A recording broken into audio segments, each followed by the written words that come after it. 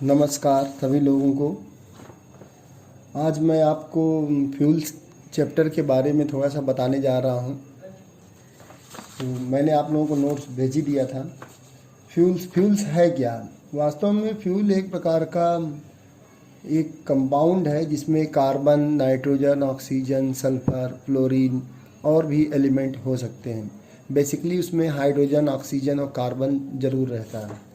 तो फ्यूल को हम डिफाइन कर सकते हैं कि a fuel is a defined as any substance use to produce heat और पावर बाय कम्बसन। कम्बसन की बात करें तो जो फ्यूल है हमारा, फ्यूल को अगर हम देखेंगे, फ्यूल ऑक्सीजन के साथ रिएक्शन करके कम्बसन प्रोडक्ट में बनाता है। कम्बसन प्रोडक्ट हमारा ऑक्साइड भी हो सकता है, कार्बोनेट कोई भी हो सकते हैं, और साथ में लॉट ऑफ हीट रिलीज्ड होती है। यह एक एक्सोथर्मिक प्रोसेस है।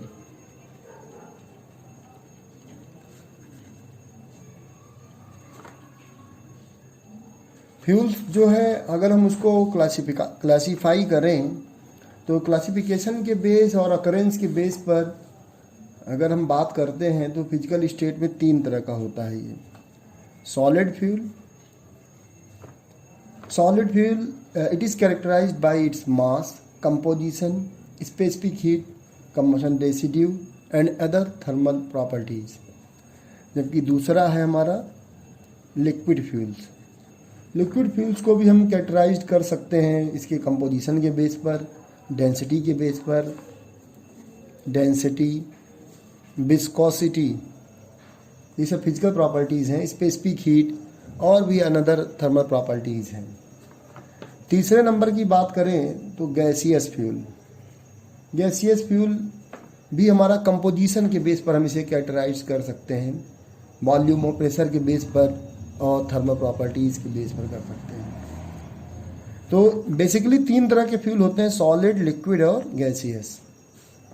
इन्हें अकरेंस के बेस पर अलग अलग तरह के हम अलग डिफाइन कर सकते हैं। तो अब हम बात करते हैं characteristics of good fuel.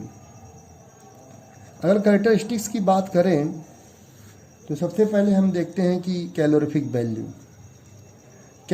Value यानी इसका मतलब हो गया, कैलोरीफिक वैल्यू क्या है? Total amount of heat liberated by the complete combustion of a unit mass of a fuel sample को अगर हम किसी एक इकाई द्रव्यमान वाले फ्यूल सैंपल को पूर्णतः दहन करने पर जो जितनी ऊष्मा रिलीज होती वो हमारा कहलाता है कैलोरीफिक वैल्यू। तो अगर अच्छा फ्यूल चाहिए हमें, it should be high calorific value, it should be high. अगर एग्जाम्पल की बात करें तो पेट्रोल का कैलोरीफिक वैल्यू 50 होता है। दूसरी प्रॉपर्टी है इसकी moderate ignition temperature.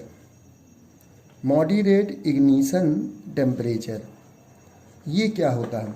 Ignition temperature is the lowest temperature to which the fuel must be preheated so that it starts burning smoothly.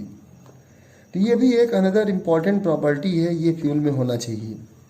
तीसरे नंबर की बात करें तो मॉडरेट रेट ऑफ कम्बशन,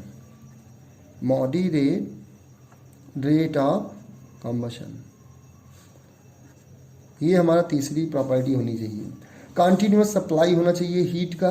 किसी भी फ्यूल के लिए बहुत नेसेसरी होता है कि वो हीट की सप्लाई कंटिन्यूअस करे, एंड बर्न भी हो तो कैसा हो, मॉडरेट रेट में हो, ये नहीं कि एकदम से बर्न हो जाए। तो इसलिए मॉडरेट रेट ऑफ कम्बशन एक अनदर प्रॉपर्टी है। अगली प्रॉपर्टी बात करें तो लो मॉइस्चर कंटेंट होना चाहिए। लो मॉइस्चर कंटेंट का मतलब कि इसमें वोलेटाइल मैटर या मॉइस्चर ज़्यादा नहीं होना चाहिए, क्योंकि मॉइस्चर ये जो हीटिंग वैल्यू है उसको रिड्यूस करता है। 5वां पॉइंट होना चाहिए कैरी करने के लिए। अगर हम इसे कैरी करें, ट्रांसपोर्ट के लिए ले जाएं तो आसानी से हम इसे ले जा सकते हैं, यानी easy to carry and transport. अगर हम अनदर बात करें प्रॉपर्टी की तो low non combustible matter content.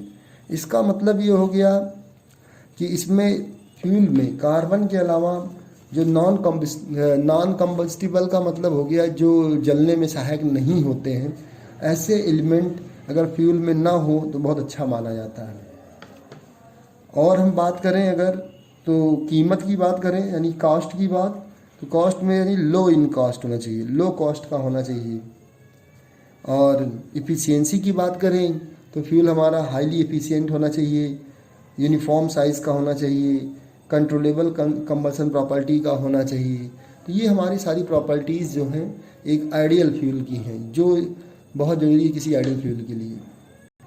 अब हम बात करते हैं कैलोरीफिक वैल्यू की। Calorific value, what is calorific value? जैसा मैंने अभी आपको बताया कि calorific value of a fuel is the total quantity of heat liberated from the complete combustion of a unit mass of the fuel sample in air और oxygen. तो calorific value अगर हम किसी एक इकाई द्रव्यमान के फ्यूल सैंपल को बर्न करते हैं तो जितना अमाउंट ऑफ हीट लिबरेट होता है, अगर प्रोडक्ट को हम रूम टेम्परेचर ठंडा होने के लिए भी रखते हैं तो जितना अमाउंट ऑफ हीट लिबरेट हुआ वो हमारा कैलोरीफिक वैल्यू कहलाता है। तो कैलोरीफिक वैल्यू को हम यूनिट में कैसे रिप्रेजेंट करते हैं, या बेसिकली हीट की जो यूनिट होती है उससे हम कोरिलेटेड करके लिखते हैं। तो जैसे हीट की यूनिट है हमारी कैलोरी, तो पहली यूनिट हो गई कैलोरी। जैसा कि सभी जानते हैं 1 calorie is the amount of heat required to increase the temperature of 1 gram of water by 1 degree centigrade. किसी भी जो हम बम कैलोरीमीटर यूज़ करते हैं उसमें जो पानी होता है उसका तापमान 1 डिग्री सेंटीग्रेड बढ़ाने के लिए अगर 1 ग्राम फ्यूल सैंपल के बर्न करने से जितनी अमाउंट ऑफ हीट रिक्वायर्ड होती है वो कहलाता है हमारा 1 कैलोरी। दूसरी यूनिट अगर हम बात करें तो किलो कैलोरी। किलो कैलोरी ये हीट की यूनिट है कैलोरी में, किलो कैलोरी। और चूँकि बाई मास हम अगर फ्यूल सैंपल के बेस लेंगे तो calorie per gram, kilo calorie per kilogram, इस तरह से हम यूनिट ले लेंगे। तो kilo calorie 1 kilo calorie is equal to 1000 calorie. इसी तरह तीसरी यूनिट जो कि इंग्लिश यूनिट है यानी फॉरेन यूनिट जिसे हम बोलते हैं British thermal unit. British thermal unit को हम रिप्रेजेंट करते हैं BTHU शॉर्ट फॉर्म में। It is the quantity of heat required to increase the temperature of 1 pound of water through 1 degree Fahrenheit. जो वाटर है उसका 1 डिग्री फ़ारेनहाइट टेम्परेचर इंक्रीज करने के लिए जो हीट रिक्वायर्ड होती है वो ब्रिटिश थर्मल यूनिट कहलाती है। अगर रिलेशन की बात करें इसकी कैलोरी से तो 1 BTHU इक्वल होता है आपके 252 कैलोरी या 0.252 किलो कैलोरी की। चौथी यूनिट जो है वो CHU है। CHU का फुल फॉर्म है centigrade heat unit. It is the quantity of heat required to raise the temperature of 1 pound of water through 1 degree centigrade। तो 1 पाउंड ऑफ वाटर का अगर हम ताप 1 डिग्री सेंटीग्रेड बढ़ाने के लिए जो हीट रिक्वायर्ड होती है वो हमारा CHU कहलाती है। अगर हम रिलेशन देखें CHU में 1 kilo calorie is equal to 3.96 British thermal unit और ये बराबर होता है 2.2 सेंट्रीग्रेड हीट यूनिट या CHU की। ये एक रिलेशन बन के आता है। तो अगर हम चूँकि कैलोरीफिक वैल्यू हमने अभी पढ़ा तो कैलोरीफिक वैल्यू टाइप्स में अगर हम बात करें तो ये 2 तरह की होती है, लो कैलोरीफिक वैल्यू और हाई कैलोरीफिक वैल्यू। लो कैलोरीफिक वैल्यू को हम LCV या हम NCV भी लिखते हैं, N for net calorific value. इसे हम GCV ग्रॉस कैलोरीफिक वैल्यू या HCV हाई कैलोरीफिक वैल्यू से रिप्रेजेंट करते हैं शॉर्ट फॉर्म में। तो अगर हम बात करें LCV low calorific value, what is LCV? तो इसकी डिफिनीशन ये होगी कि total amount of heat liberated by the complete combustion of a unit mass और unit volume of a fuel sample and the products of combustion are allowed to escape out.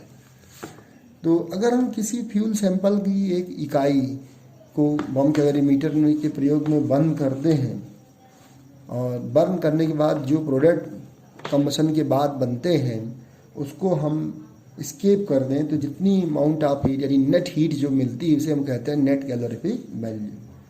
इसे हम लो calorific value भी कहते हैं, तो LCV भी नाम है, या नेट कैलोरीफिक वैल्यू NCV। तो अगर हम इसका रिलेशन देखें तो NCV is equal to GCV gross calorific value minus mass of hydrogen into 9 into latent heat. Latent heat vapour के लिए होता है। अब आप सोच रहे होंगे कि ये जो रिलेशन आया ये कैसे आ गया, तो हम इसकी बात अभी करते हैं। उससे पहले आपको GCV के बारे में डिफाइन कर दें। तो ग्रॉस कैलोरीफिक वैल्यू भी सिमिलर इसी तरह है, बस उसमें करते क्या है कि जो प्रोडक्ट ऑफ कंबसन है उसको हम ठंडा होने तक सारी हीट कैलकुलेट करते हैं। तो total amount of heat liberated by the complete combustion of a unit mass और unit volume of fuel sample and the product of combustion are allowed to cool at room temperature. तो total amount of heat room temperature तक जितना मिला वो हमारा GCV कहलाता है। तो GCV is always greater than NCV। Gross calorific value हमेशा नेट कैलोरीफिक वैल्यू से ज़्यादा क्यों होती है? क्योंकि अगर हमारा कोई भी फ्यूल सैंपल है उसमें हाइड्रोजन, क्योंकि हाइड्रोकार्बन है तो हाइड्रोजन 100% होगा, और चूँकि ऑक्सीजन हम इनलेट के रूप में देते हैं बर्निंग के लिए, तो ऑक्सीजन के साथ मिल करके वाटर वेपर जनरेट करता है। तो वेपर्स हमारे जो होंगे वो लेटेंट हीट के रूप में होते हैं, जो कि हम लेटेंट हीट अगर हम देखें तो 587 वाटर लेटेंट हीट कितना है इसमें करंट में कैलोरी पर ग्राम, हम ये कैलकुलेट करते हैं 587 कैलोरी पर ग्राम। ये आया कहाँ से? अगर हम देखें कंबसन प्रोडक्ट में तो H2 प्लस हाफ O2 लेंगे तो H2O बनता है। इस रिएक्शन में देखें कि 2 ग्राम से 18 ग्राम वाटर वेपर जनरेट होता है। अगर 2 से ये 18 होता है तो 1 ग्राम से अगर हम देखेंगे तो कितना हो जाएगा 9 ग्राम, या 9 पार्ट भी हम कह सकते हैं। तो 9 part of water vapour is generated by 1 gram of hydrogen. तो इसलिए फार्मूले में यहाँ पर जो वाटर वेपर जनरेट हो रहा है वो डिपेंड करता है मास ऑफ हाइड्रोजन। अगर 1 है तो 1 लिखेंगे, 9 जो स्टैंड आ रहा है वो यहाँ से है कि 9 इंटू लेटेंट हीट, उतने गुने के बराबर लेटेंट हीट होती है। तो अगर हम इस चीज़ को GCV से माइनस कर दें तो नेट कैलोरीफिक वैल्यू मिल जाती है। तो इससे ये डिफाइन हो गया कि नेट कैलोरीफिक वैल्यू हमेशा ग्रॉस कैलोरीफिक वैल्यू से कम ही होगी, क्योंकि ग्रॉस कैलोरीफिक वैल्यू में वाटर वेपर लेटेंट हीट शामिल होती है। इस फार्मूले को हम दूसरी तरह से भी लिख सकते हैं कि NCV is equal to GCV into percentage of hydrogen.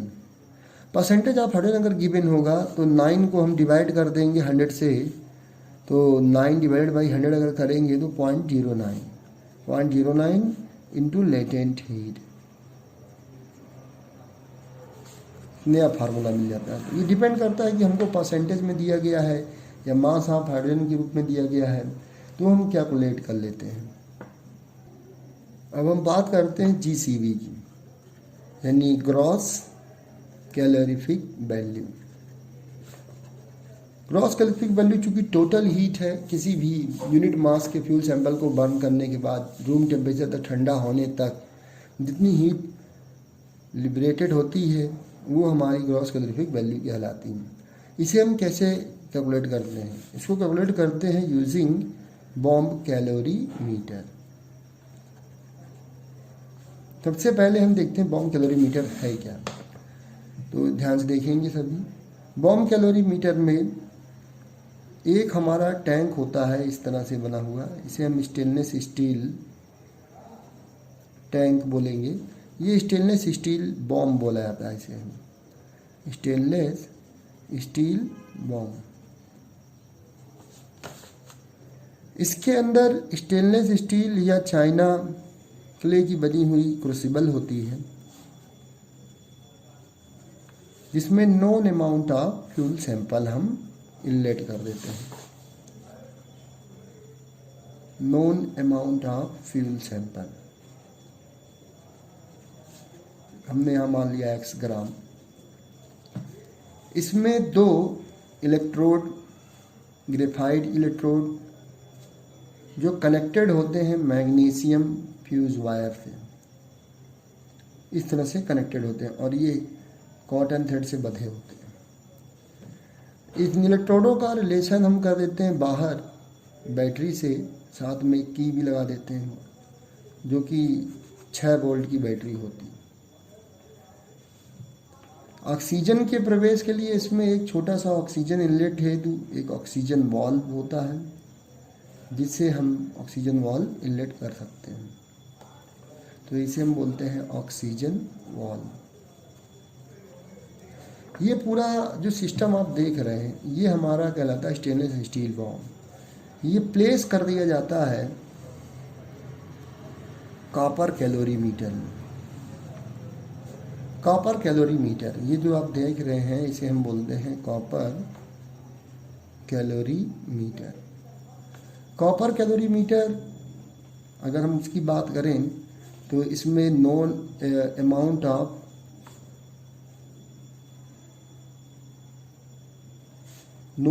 Of water ये भर दिया जाता है, ये भरा होता है, जिसमें एक तरफ बेकमैन थर्मामीटर, कि बेकमैन हाफमैन इस तरह के हम थर्मामीटर ही प्रयोग करते हैं क्योंकि बहुत ही एक्यूरेट रीडिंग देते हैं। ये हमारा एक बेकमैन थर्मामीटर जो सिगार लाइक स्ट्रक्चर में होता है। इस तरह से मैं एक सॉल्ट में बना दे रहा हूँ।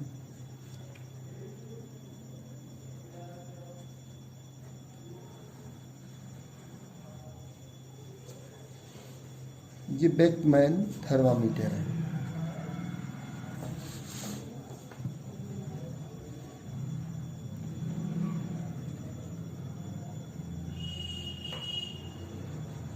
ये जो हमारा कॉपर कैलोरीमीटर है ये खुद भी जिस समय हम बर्निंग होती हो उसके बाद जो अमाउंट लिबरेट होता है उसको हीट को एब्जॉर्ब करता है। कॉपर कैलोरीमीटर में दूसरी तरफ टेम्परेचर सब जगह मेंटेन रहे इसके लिए इलेक्ट्रिकल स्टीरर, एक पंखा ऐसा लगा होगा इलेक्ट्रिकल स्टीरर जो कि घूमता रहता है, इलेक्ट्रिकल स्टीरर का इस्तेमाल करते हैं ताकि जो है हर जगह रोटेशन हो हॉट वाटर का और हर जगह टेम्परेचर एक जैसा समान ही हो। इसके बाहर की ओर क्योंकि रेडिएशन भी हो सकता है इसलिए एक खाली स्पेस बनता है जिसे हम बोलते हैं एयर जैकेट। ये हमारा एयर जैकेट है। रेडिएशन बिल्कुल बाहर न जाए इसके लिए एक और बाहर एक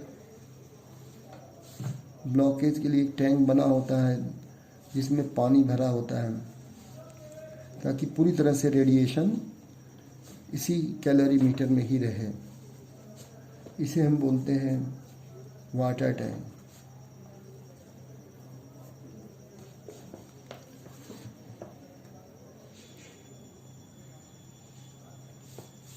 या वाटर जैकेट।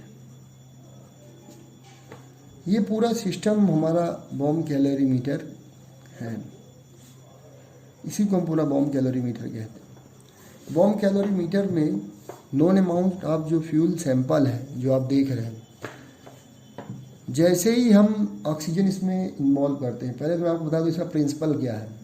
इसका प्रिंसिपल जो है कोल सैंपल या फ्यूल सैंपल के बर्निंग पर ही डिसाइडेड होता है।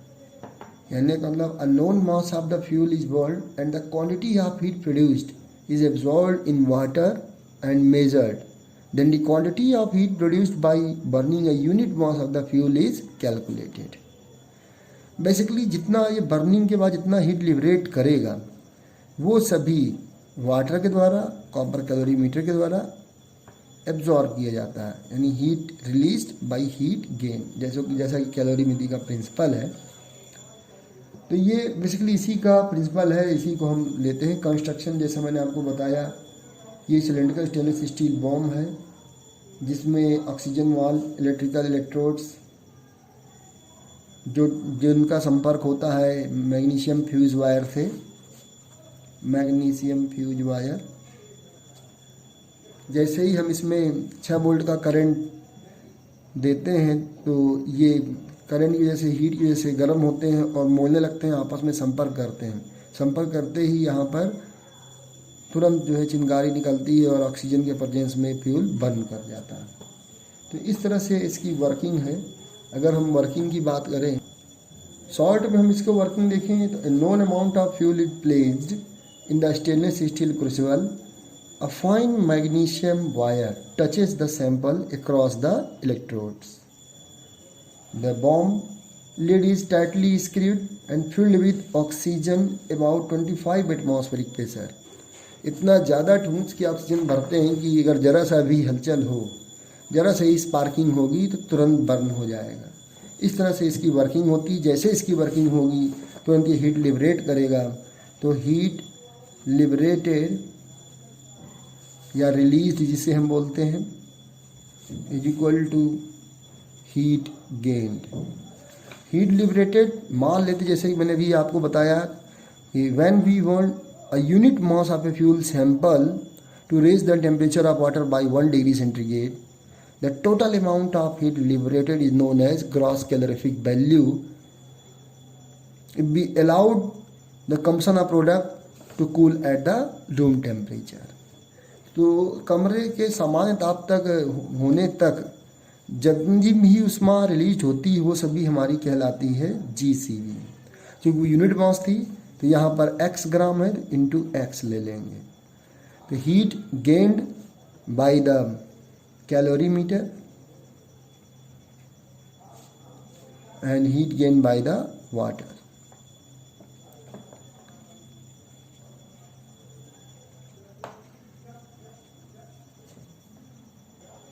कैलकुलेशन के लिए हम चूँकि यहाँ तक आ चुके हैं तो यहाँ पे कंसीडर कर लेते हैं कि इनिशियल टेम्परेचर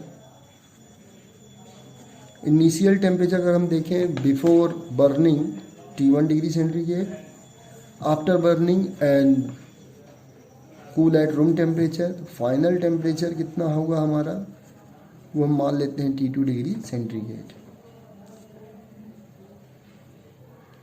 वाटर या mass of the fuel sample,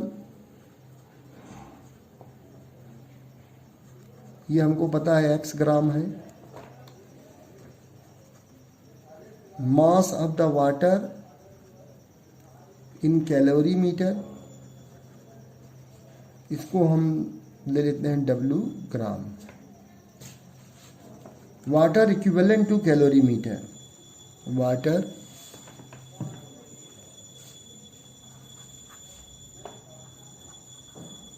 equivalent to calorimeter. Calorimeter है, स्टीरर है या बॉम्ब है, थर्मामीटर है, एटसेट्रा जो भी है, वो हमारा इक्वल होगा मास into specific heat of the apparatus। तो इन दोनों को हम दोनों का कैलकुलेशन मान लेते हैं स्मॉल W ग्राम। फिर इस फार्मूले में हम पुट करते हैं heat absorbed by water and heat absorbed bye apparatus। तो apparatus के लिए लेंगे तो जो कि हमारा capital W into S T2 minus T1 ms delta T plus heat absorbed by water, क्योंकि W इंटू S को चूँकि हम लोग पहले ही कैलकुलेट कर चुके हैं यहाँ स्मॉल W में T2 माइनस T1, जबकि इसके लिए capital W into S into T2 minus T1। Water के लिए हमारी स्पेसिफिक हीट 1 होती है, इसलिए यहाँ सिर्फ W into T2 minus T1। अगर ध्यान से देखें तो ये हमारा कॉमन हो जाएगा, तो W plus capital W T2 minus T1 और ये है GCV इंटू एक्स। तो GCV is equal to small W plus capital W T2 minus T1 divided by x. इस तरह से हम GCV कैलकुलेट करते हैं। तो हमारा GCV जो कैलकुलेट होके आया वो small W plus capital W into delta T divide by x. इसमें एक बहुत ही इम्पोर्टेंट बात जो मैं आपको बताना चाहता था ये जो स्मॉल डब्ल्यू है वो सबके लिए अलग अलग हो जाता है। मान लीजिए कभी कभी मास दिया हो हमारा, मास का मतलब मान लीजिए कॉपर दिया है, कॉपर कैलोरीमीटर है, तो ठीक है, कॉपर कैलोरीमीटर के लिए अलग मास होगा, स्पेसिफिक हीट दी होगी, दोनों को मल्टीप्लाई कर देंगे, स्मॉल डब्ल्यू के बराबर आ जाएगा। या मान लीजिए कि कॉपर की जगह पे कोई और कैलोरीमीटर यूज़ किया जा रहा है, तो उसका मास दिया, स्पेसिफिक हीट दिया, उन दोनों को मल्टीप्लाई कर देंगे तो भी हमारा स्मॉल डब्ल्यू कैलकुलेट हो जाएगा। तो ये बात हमेशा ध्यान रखेंगे कि कैलोरीमीटर कौन सा है, उसके लिए हमारा स्मॉल डब्ल्यू कितना होगा, या तो क्वेश्चन में गिवन होगा या फिर हम मास इंटू स्पेसिफिक हीट से इसे कैलकुलेट करके निकालते हैं। तो जीसीबी आ गया। इसमें कुछ चीज़ें करेक्शन में हैं। करेक्शन के लिए अगर हम देखें तो कुछ नया फार्मूला हमको जनरेट हो जाएगा जीसीबी का। इसमें 3 तरह के करेक्शन होते हैं। Fuse wire correction. Fuse wire correction का मतलब हो गया कि जो heat liberated from burning of magnesium fuse wire is taken in the account. तो मान लेते हैं फ्यूज वायर करेक्शन के लिए हमारा TF एक सिंबल है। ये भी क्योंकि हीट ये भी लिबरेट कर रहा है by burning of magnesium wire. दूसरा है हमारा एसिड करेक्शन। एसिड करेक्शन की बात करें तो फ्यूल में हमारे कई तरह के एलिमेंट, अदर एलिमेंट होते हैं, जैसे सल्फर है, ऑक्सीजन तो है ही, और फ्लोरीन, नाइट्रोजन। तो ये जब रिएक्शन करते हैं, सपोज जैसे कि एग्जांपल ले लें, सल्फर अगर ऑक्सीजन से मिलेगा तो सल्फर डाइऑक्साइड बनाता है, जो ऑलरेडी वाटर वेपर से अगर जोड़ दिया जाए तो ये मिल करके H2SO3 सल्फ्यूरिक एसिड, इसी तरह नाइट्रोजन है तो नाइट्रिक एसिड भी जनरेट हो सकते हैं। तो एसिड करेक्शन का मतलब फॉर्मेशन ऑफ एसिड। एसिड बनने में भी इन्होंने हीट एब्जॉर्ब किया, क्योंकि ये जो प्रोसेस है ये आपस में जो जुड़ रहे हैं, ये आपस में भी बनेंगे, कुछ मात्रा में हीट यहाँ भी प्रोड्यूस होगी, तो ये कुछ मात्रा में यहाँ पर भी ये एसिड प्रोड्यूस होने के लिए हीट एब्जॉर्ब करेंगे। तो हम कह सकते हैं, इसको सिंबल देते हैं TA फॉर एसिड करेक्शन। तीसरा है आपका cooling correction. Cooling correction, it is the product of T and dt, where T is the time, product of T and dt. T is the time taken to cool the temperature of water, and dt is the rate of cooling per minute. dt यहाँ पर rate of cooling per minute है, और ये T is the time taken to cool the room temperature. इन दोनों के symbol हम मिला करके TC लेते हैं, इन डिग्री सेंटीग्रेड। तो कूलिंग करेक्शन जो है हमारा डेल्टा T के साथ ऐड हो जाएगा, क्योंकि ये सेल्सियस में है। तो हमारा जो नया फार्मूला बनेगा वो इस तरह से बन जाएगा, GCB equal to W plus capital W delta T plus TC cooling correction minus, चूँकि एसिड बनने के लिए उन्होंने हीट एब्जॉर्ब किया, उतनी कैलोरी हमारी एनर्जी खर्च हुई, तो इसलिए वो एसिड करेक्शन को माइनस करेंगे, एसिड करेक्शन। इसी तरह फ्यूज वायर करेक्शन भी हमारा माइनस होगा, और ओवरऑल X। तो ये एक नया फार्मूला बना, इससे हम GCB कैलकुलेट करते हैं। अब हम न्यूमेरिकल की बात करते हैं। तो यहाँ पर हमने आपके सामने 2 तरह के न्यूमेरिकल रखे हैं, जिसमें केस 1 अगर हम इसको देखते हैं समय बचाने के लिए, तो एक क्वेश्चन है, अ 0.80 gram sample of A solid fuel was analysed in A bomb calorimeter, the rise in temperature of water was 2.5 degree centigrade. Calculate GCB if water is taken in calorimeter is 2000 gram. Means small w की value दी गई है, water equivalent of calorimeter 2200 gram. Also calculate NCB if percentage of hydrogen is 2.2। तो सबसे पहले जब भी हम करेंगे तो आपको सोल्यूशन के लिए सबसे पहला काम आपका होगा, जब भी सॉल्व करेंगे तो गिवन दैट, इससे इंप्रेशन अच्छा पड़ता है। आप हमेशा गिवन दैट लिखेंगे। मास of a fuel sample X 0.80 gram, rise in temperature delta T that is T2 minus T1, ये ऑलरेडी गिवन है 25 डिग्री सेंटीग्रेड। यहाँ हमको सेल्सियस और फ़ारेनहाइट या केल्विन से कोई फ़र्क नहीं पड़ेगा, कि हम इसे सेंटीग्रेड में ही लेंगे, कि बड़ी यूनिट है, large amount of heat release होती है। Mass of water in calorimeter, capital W दिया गया है 2000 gram. Water equivalent to calorimeter means mass into specific heat specific heat of the apparatus a small W के बराबर ये given है 2200 ग्राम। तो हाई कैलोरीफिक वैल्यू पहले निकालते हैं। तो S C B is equal to small W plus capital W T2 minus T1 upon x. जब वैल्यू हम पुट करेंगे इंटू 25 डिवाइड बाई 0.80 तो हमको 13,125 कैलोरी पर ग्राम। फिर इसे हम किलो कैलोरी में कन्वर्ट करने के लिए 13.12 किलो कैलोरी पर ग्राम में।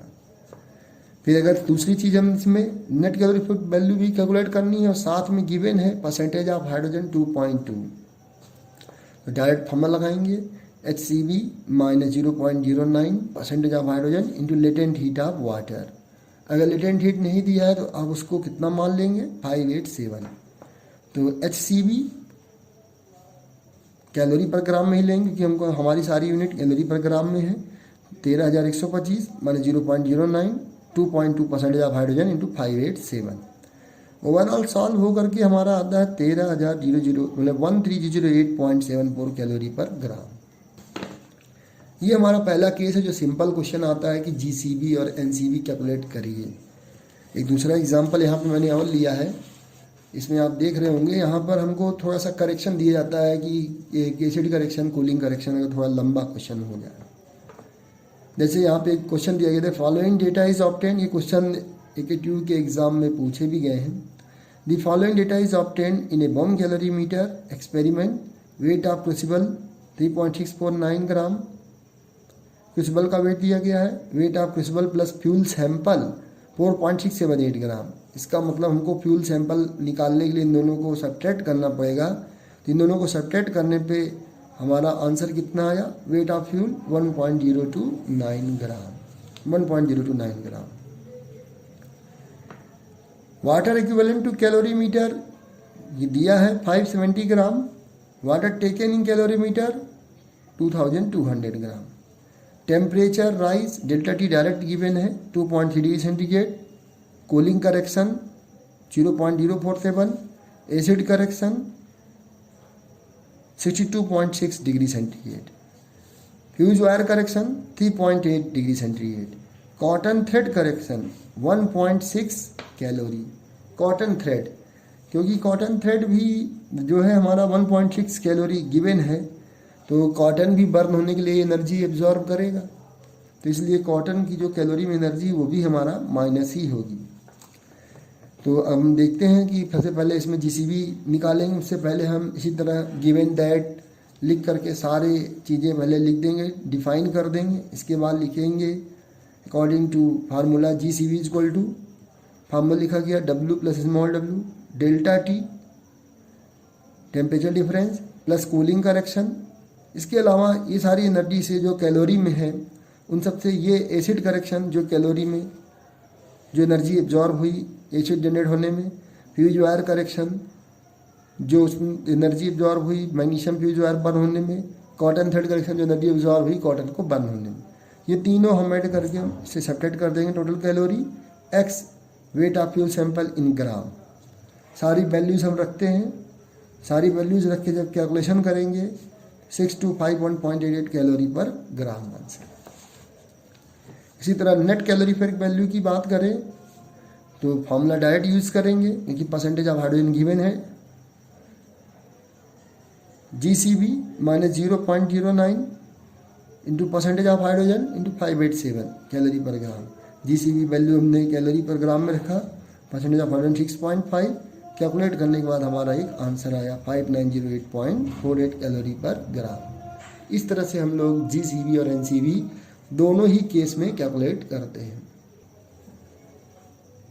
चूँकि हम लोग एक GCV और NCV कैलकुलेट करने में अदर फार्मूले का प्रयोग भी होता है जिसमें ड्यूलॉन्ग फार्मूला हम कहते हैं। एक्चुअली ड्यूलॉन्ग फार्मूला हमारा ultimate analysis for coal sample के लिए एप्लीकेबल है। तो ये अगर फार्मूले की बात करें हम ड्यूलॉन्ग फार्मूला से हम GCV कैलकुलेट करने के लिए इस तरह का प्रयोग करते हैं 1/100 8080 into percentage of carbon plus 34,500 percentage of hydrogen minus percentage of oxygen divided by 8 plus 2240 into percentage of sulphur. ये सारी यूनिट हमारी कैलोरी पर ग्राम में ही है। एक हम लोग इस पर एक क्वेश्चन भी करते हैं, किस तरह के क्वेश्चन इसमें पूछे जा सकते हैं। तो एक एग्जांपल लेते हैं कि एक सैंपल है, कोल सैंपल है जिसमें 60% कार्बन है, 33% ऑक्सीजन, 6% हाइड्रोजन और 0.5% सल्फर, 0.2% नाइट्रोजन, बाकी जो रेस्ट वो 0.3% है इसमें। तो हमें जीसीबी कैलकुलेट करना है। जैसा कि हम लोग फार्मूले में देख चुके हैं कि जीसीबी कैलकुलेट करने के लिए सारे डेटा हमारे पास अवेलेबल हैं। तो ड्यूलॉन्ग फार्मूला के according 8080 into percentage of carbon 60, क्योंकि परसेंटेज ऑफ कार्बन को हम ग्राम में अगर कैलकुलेट करें तो 60 ग्राम, 100 ग्राम में हम मान लेते हैं कि परसेंटेज को हटा के 100 ग्राम में 60 ग्राम कार्बन है। दूसरा 34,500 हाइड्रोजन की मात्रा लेंगे तो 6 ग्राम माइनस ऑक्सीजन 33 ग्राम 8 प्लस 2240 इंटू सल्फर की मात्रा लिखेंगे तो 5%, 0.5% है यानी 0.5 ग्राम। ये हमने वैल्यू ले ली। जब हम इसको सॉल्व करेंगे, सॉल्व करने के बाद अप्रोक्सीमेट हमारे पास 5506.1 कैलोरी पर ग्राम आंसर आता है। तो इस तरह से हम ड्यूलॉन्ग फार्मूला का भी प्रयोग करके हम कैलकुलेशन कर सकते हैं। और एनसीबी निकालने का वही फार्मूला है, GCB minus 0.09 into percentage of hydrogen latent heat. जब इसमें हम वैल्यू पुट करेंगे,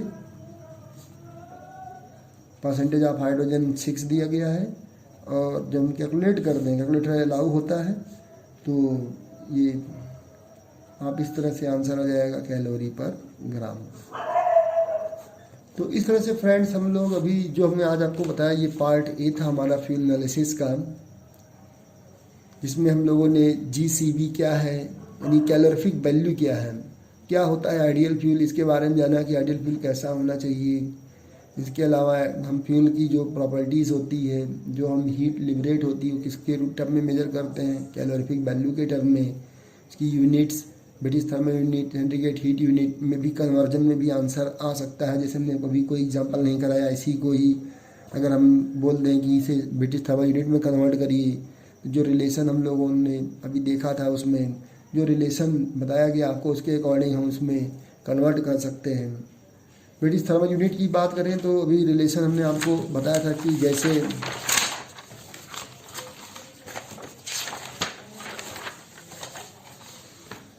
एक ब्रिटिश थर्मल यूनिट 252 कैलोरी के बराबर होता है, या 1 kilo calorie 3.93 British thermal unit, या 2.2 सेंटीग्रेड हीट यूनिट। तो इस तरह से कन्वर्ट करके हम आंसर कैलकुलेट कर सकते हैं।